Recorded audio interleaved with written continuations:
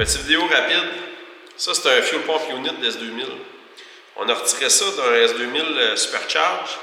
Puis je voulais vous montrer comment c'est important de bien faire les choses quand on installe des pièces. Première chose, nous autres, on l'a retiré tel quel. Le strainer est attaché comme ça. Puis tu sais, dans le fond, le unit, il rentre comme ça dans la tank, puis c'est le fond, il est ici. Fait que c'est pas idéal pour alimenter comme il faut le véhicule. Fait que tu sais, normalement, là, il n'y a pas le bon, là, mais nous autres, on va transférer avec le bon. Normalement, le strainer sur ce véhicule-là, il faut que ça aille complètement à plat comme ça.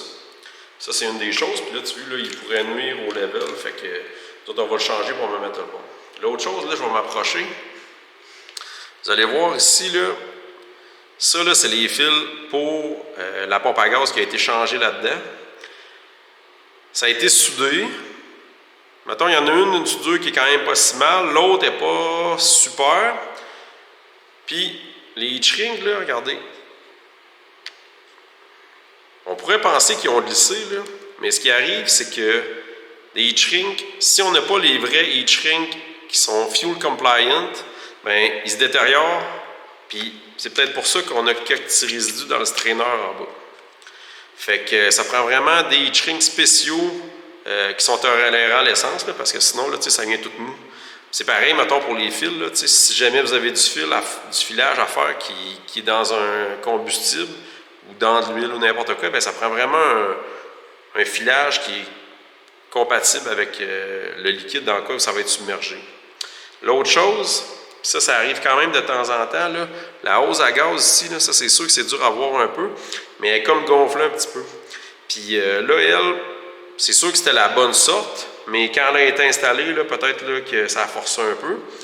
Nous autres, on a vécu beaucoup de problèmes avec des clients qui avaient installé des kits, des hoses qui étaient aussi pas fuel compliant. Puis ça a l'air drôle, là, mais c'est que les hoses à gaz, si, mettons, c'est de la hose à gaz qui est faite pour partir, mettons, du unit qui s'en va en avant, vers la fuel rail, le filtreur à gaz, etc., bien, la hose à gaz, elle va être tolérante pour l'intérieur à l'essence, mais à l'extérieur, ça ne l'est pas.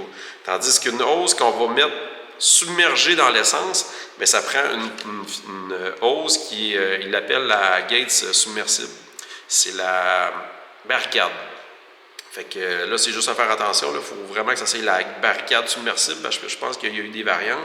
Puis même là, quand on achète des pompes à gaz, là, nous autres, il y a des pompes à gaz qu'on a pognées qui n'avaient même pas la bonne sorte de hose dans le kit de pompe à gaz. Puis c'était des marques très connues qu'on est habitué d'utiliser. Fait que les heat shrink, avoir les bons, pas soudés idéalement. Là, on a des solid barrels là, avec des crimpes qui vont être meilleurs que ça aussi. Fait que une soudure, là, des fois c'est dur à souder à cause de la sorte de fil et tout, mais quand on met des solid barrels crimpés, ça c'est safe. Mettre les bons heat shrink, la bonne sorte de hose, le bon strainer puis installer de la bonne façon. Puis tu vois, comme là dans ce kit-là aussi, là, on va changer. Il y a un autre filtreur là, dans ce unit-là qu'on va changer. Fait que c'était ça que j'avais à vous dire pour aujourd'hui. À la prochaine, salut!